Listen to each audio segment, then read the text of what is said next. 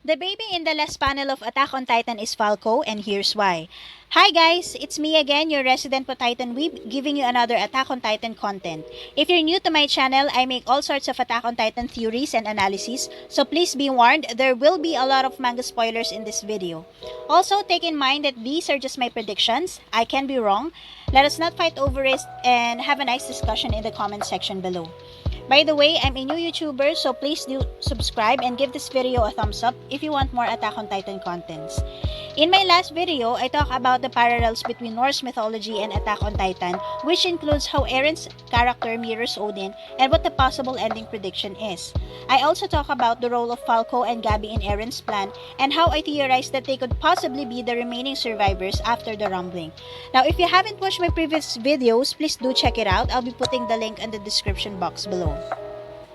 So the whole fandom was shook when Isayama revealed the last panel of AOT. The panel shows a man holding a baby, telling the baby that he is now free. Now, a lot of fans have speculated about it, saying it could be Grisha holding Eren, Jean holding his baby, Farmer Kun holding Historia's baby, and the most popular theory is it is Eren holding Historia's baby. Personally, I don't think there is any question as who the man is. It is obviously Eren and his freedom fetish. Just kidding. I mean, he's the only character that fits that narrative. However, the big question that I think most people fail to ask is, who is the baby? Now, it is easy for some people to assume that it is Historia's because currently she's the only relevant character who is pregnant. But let me tell you guys that this may just be one of Isayama's trap in order to hide the true identity of the person that Eren truly wants to set free. And it is none other than Falco. And here's the reason why. In Chapter 91, 4 years after the Season 3 story arc ended, we are immediately introduced to a wounded and delirious Falco Grice as he lies helpless under enemy fire.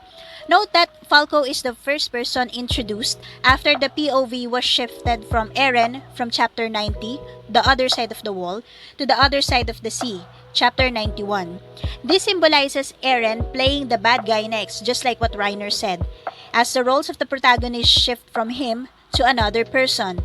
So this scene basically introduces us to the new main character of this story arc. In the very first panel, we can see Falco stretching his hand in the air, trying to reach to what appears like a falcon hovering above him. And as he looks at the bird, he utters the line, "Fly away, somewhere far away, use those wings of yours."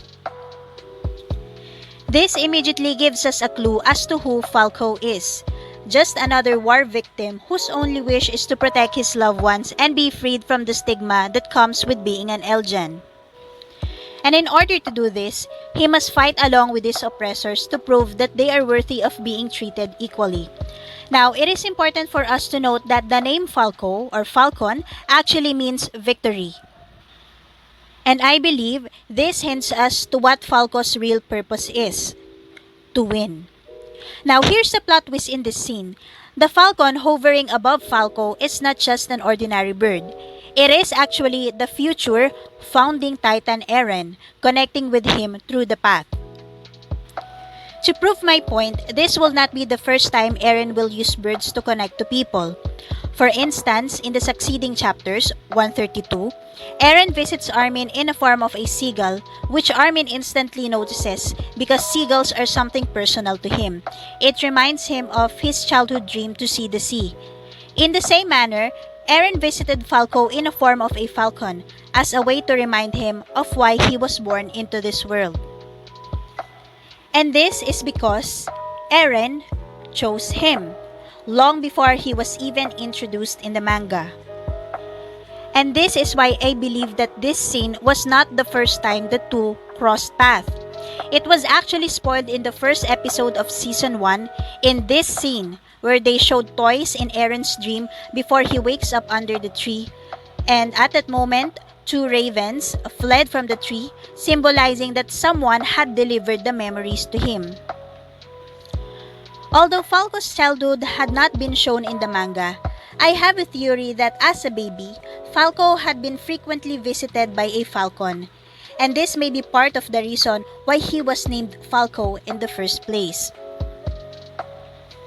But this will not be uncovered until the end of the manga. I believe that Eren and Falco are already connected through the path. And this is why going back to chapter 91, when Falco said the line, "Use those wings of yours," it was actually Eren that was talking at that moment. Eren was in Falco's mind all along. And it was the same way as how Eren manipulated Grisha when he was talking to Frida. He manipulated him through his memories. This also explains why when Falco was brought back to the foxhole, he woke up with memories as a scout, saying, お前たち誰だてかあれさっきまで剣持って飛び回ってなかったかギューン that was actually Eren's memories, because Eren was in his head all along as he travels through Falco's childhood memories, giving him his mission. This just means that even before Eren and Falco met in chapter 97, Eren already knew who Falco was. He purposely pretended to be an injured soldier with a backwards armband so he can get Falco's attention. He also used Falco to see Reiner so that Falco can witness their conversation so he can steal Reiner's successor. Because before this, we know that Falco is actually a candidate to inherit the Armored Titan, or at least that's what Reiner wants. And after witnessing Eren and Reiner's conversation, Falco's view had changed as well as his character, as he started to be more assertive after this incident. Now the question is, why would Eren choose Falco? 君はいいやつだ長生きしてくれるなら嬉しいよ In order to understand this, we must first understand the importance of the Grice family in the story. The surname Grice actually means young pig or pig, the same animal that Ymir had set free, causing all the chaos that came after. In the same manner, Eren wanted to set Grice free. But in order to do this, he must first change the context as to how the statement "you are free" was originally said. You see, 2,000 years ago, back in Ymir's time, when the Eldian king told Ymir that she was free, instead of freely setting her free, she was hunted down by the soldiers instead. And it was at that moment that the word freedom had become a curse to Ymir. 1,000 years later, the exact same thing happened to Grice, Grisha's fellow restorationist and Falco's uncle. After being captured by the Marleyan authorities, he was told he was free to go before he was pushed down the walls for the Titans to eat. And this is why in AOT universe, setting someone free will only lead to their death. Thus, freedom had become the real curse of Ymir. Thing is, Eren and Ymir actually have a different interpretation of freedom. To Ymir, freedom is helping other people, while to Eren, freedom is choice. It is the only power that a person can have in a world that is predestined to crumble. This is why Eren, in the later chapters, told them that they were free, that he was setting them free, and that it is their choice to stay or continue moving forward. And this is for the reason that the remaining scouts actually have something in common. They were all there because of him. None of them chose to be a scout in the first place. Armin and Mikasa only joined the survey corps because of Eren. The same applies to John and Connie, who only got inspired by him along the way. Even the same applies to the Marleyan warriors. And this may also be the reason why Sasha is killed earlier than everyone else.